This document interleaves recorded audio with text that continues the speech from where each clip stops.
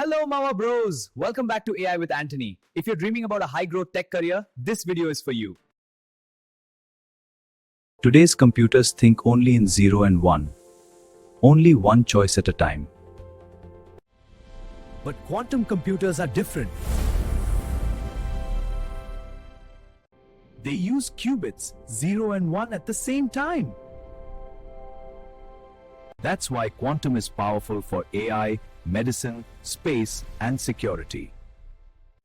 This is not science fiction. This is quantum computing. Some problems are too complex for normal computers. They try every solution one by one. But quantum computers explore many possibilities at the same time. This power comes from quantum entanglement. Top scientists and companies are already building them. We're just at the beginning of the quantum era.